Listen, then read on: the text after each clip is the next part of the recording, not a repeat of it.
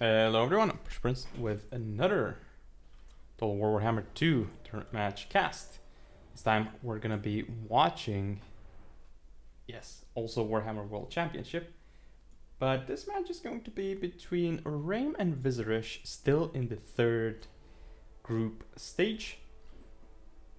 This is game 1. Now there's an interesting thing here, which is, well, interesting, depends on who you ask, but this is a greenskins mirror. So we have Reym on greenskins, Vizaresh on greenskins as well. So this is kind of a crazy thing, actually. So we'll see. And typically greenskin mirror is over very, very fast. Anyways, oh, sorry about that. Let's take a look at the compositions. So for Reym we have the Goblin Great Shaman. We do have a unit of River Troll, not hags, but the River Trolls, the ROR. Nice touch. So we have 2 Forest Goblin Spider Riders, 4 Forest Goblin Spider Rider Archers, 2 Goblin Wolf Rider Archers as well.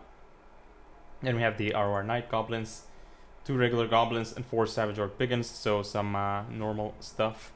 Quite like this greenskin build from Reym. Now for Vizaresh on the other side. Well, we have also the Goblin Great Shaman, as expected. We do see a unit of the Doom Diver Catapult, very, very interesting. 2 Forest Goblin Spider Rider Archers as well.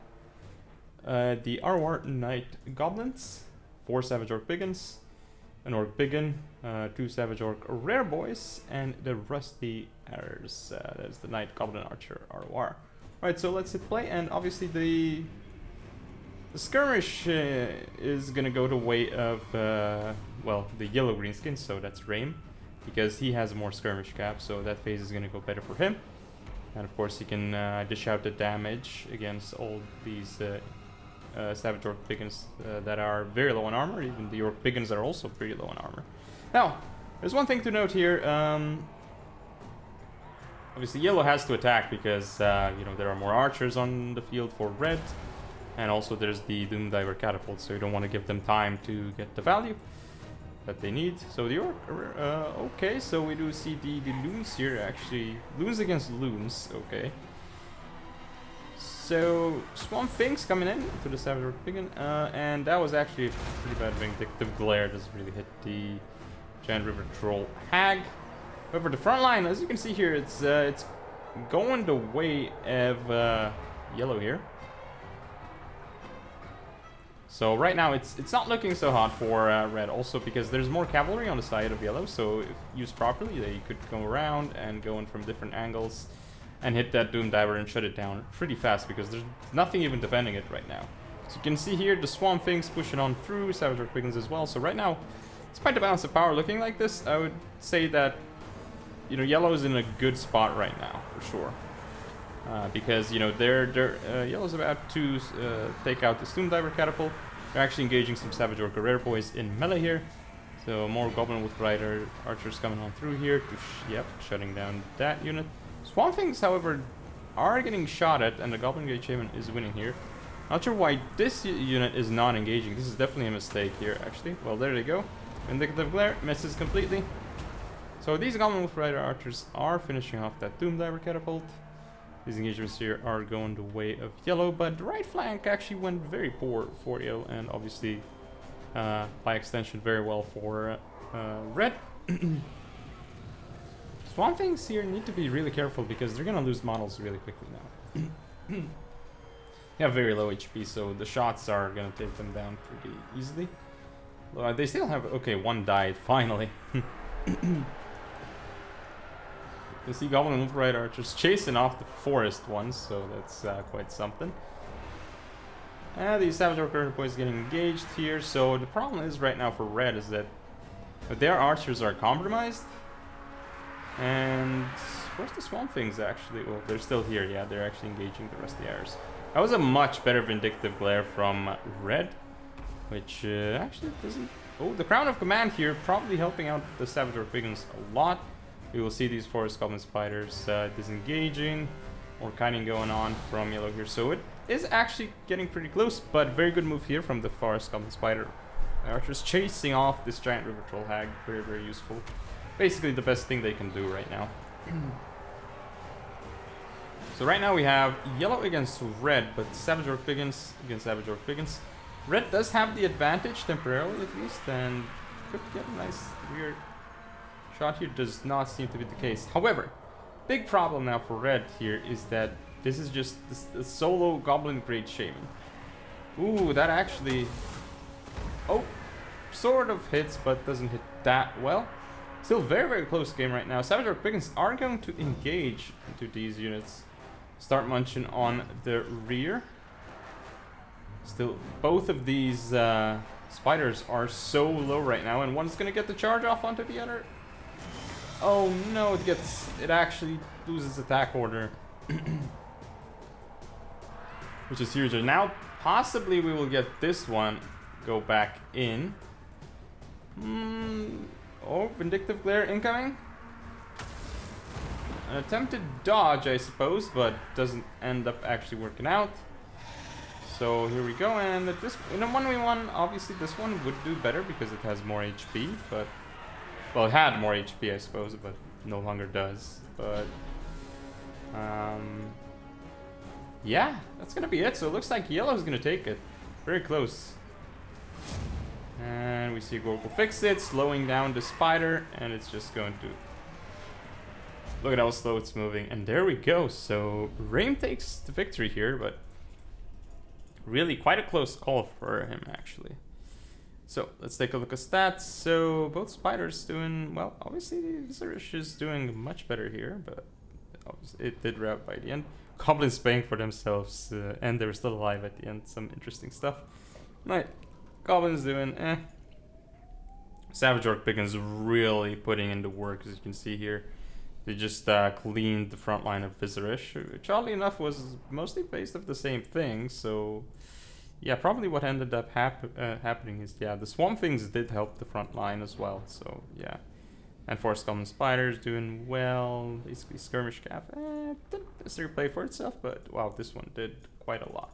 So they did the duty, they shut down the Doomdiver catapults, and so on. So for Vizaresh, yeah, the Giant River Troll Hag didn't do so much. It was also chased off by the end. Savage Orc Piggins here, not the greatest value. So I think what happened here is, so Vizaresh took the engagement where he didn't need to, right? Because he had the Doomdiver catapults and he had the missile advantage. Yeah, mobility missile advantage is not something that he had because he only had 2. But he did have like 3-foot missiles as well as the Doomdiver catapult. So what he could have done is he could have played a bit more passively and just sat around his Doomdiver catapult, but he ended up attacking, and you know, he didn't pick necessarily the best terrain, and there were some other issues as well. But that's game 1, so we'll take a look at game number 2. So here we are with game number 2, where we have Doom Kings for Reym and Vizaresh in command of the Empire. That being said, let's take a look at the builds. So for Reym, the Doom Kings player, we have Arkan. Oh no, not Arkan. I'm wrong. Cetra the Imperishable. Yeah, mistake in my notes. We have 2 Carrions. We have 2 skeleton chariots. Actually, somewhere. Is that? Yeah, 2 skeleton chariots. So it's like what? Okay, 4 skeleton horse archers. Also 4 Nehekara horsemen. We do have a single unit of tomb guards and 4 skeleton spearmen as well.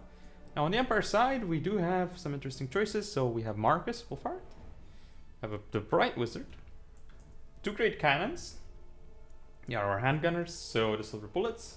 So 2 Knights of the Blazing Sun, the Megriff Knight with halberd, also the Outriders with grenade launchers, 2 spearmen with shields, 2 flagellants, and did I miss anything? Yeah, the ROR Sigmar's Sons. That's going to be it, so let's get into it.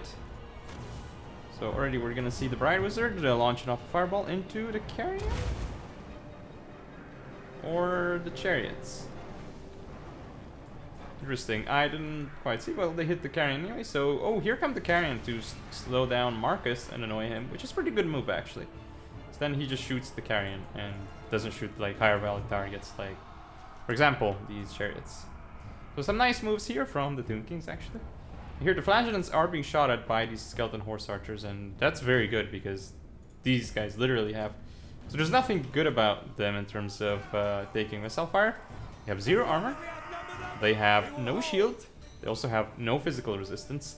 And on top of that, they're in a pretty tight formation, so... Not the super tight formation like these guys, but still relatively tight, so yeah. They're really, really weak to missiles. And as you can see here, chariots coming on through, destroying this unit of flagellants actually. But chariots need to keep on going because they shouldn't stay. And there they go. Gonna move into the next unit. That's spearmen with shields. Chariots coming in here as well into these flagellants. Nice pullback micro actually from those skeleton spearmen. So some very nice play here from Reym. Also pulling back this skeleton chariot and then countercharging with the Hekara horsemen and other cavalry coming around. So right now for Tomb Kings, it's looking very, very good, I would say. Carrying rear charge into the silver bullets. Very good move here as well. Skeleton chariots being pulled back after engaging the flagellants. They're being chased by the Bright Wizard and potentially targeted by great cannons. The skeleton spearmen here are alive. Cetra is coming on in to finish off these units.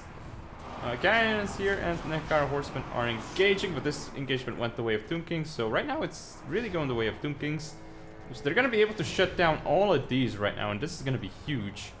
Of course, the skeleton spearmen here going down. Flagellants did end up winning there. Silver bullets are actually engaged here and terrified, so I'm not sure why the Tomb Guards aren't engaging them. They really could have taken out that unit so nicely, but looks like they're going to go in here. That's a unit of skeleton chariots that's not being moved. There it goes. So these skeleton horse archers, one of them could have been sent into this unit of great cannons and the other in here. So, but I mean, there's just so much micro at this point for Tomb King, so it's completely understandable. The Carrions do engage the Outriders here, and there's going to be a potential burning head here. There it goes. It actually does so much damage to the skeleton spear and does go through a few of the Hekara horsemen as well. But at this point, it's just looking really, really horrible for the Empire. Empire does have some units coming back, but they're not being microed back, and that's understandable. Looks like they will be sent in now. Great cannons are taken out by these Hekara horsemen, and Cetra coming on in. Marcus is now engaged with these skeleton horse archers, so he's in a very bad spot. Very nice job here by Marcus, actually using Hunter's Snare here, but what can he do, right? So just look at him here. He's just gonna get hit by skeleton horse archers in melee, and that's his death. That's how he's going to die. Because as you can see, the battle is basically over. We don't need to see the rest. We just need to watch Marcus' final moments here. You can't even one-hit these, actually. You can see here. Yeah, it just does a little bit of damage, and then they run away. Ooh, okay. He did get that one. So that's a burning head that actually goes through a few units, but doesn't really matter at this point. Where's Marcus? Oh, there he is.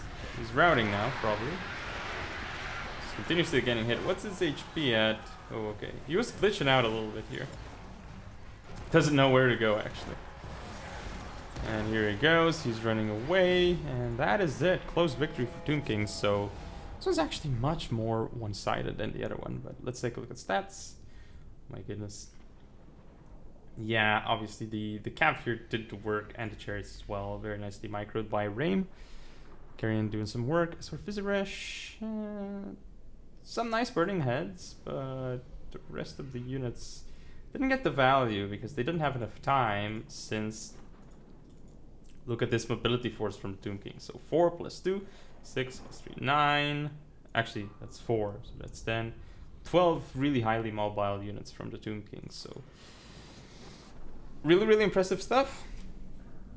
Now, obviously, had this been an Empire box, this may have not worked out so well, you know, like this entire mobility force. However, I suppose that's why the chariots are here.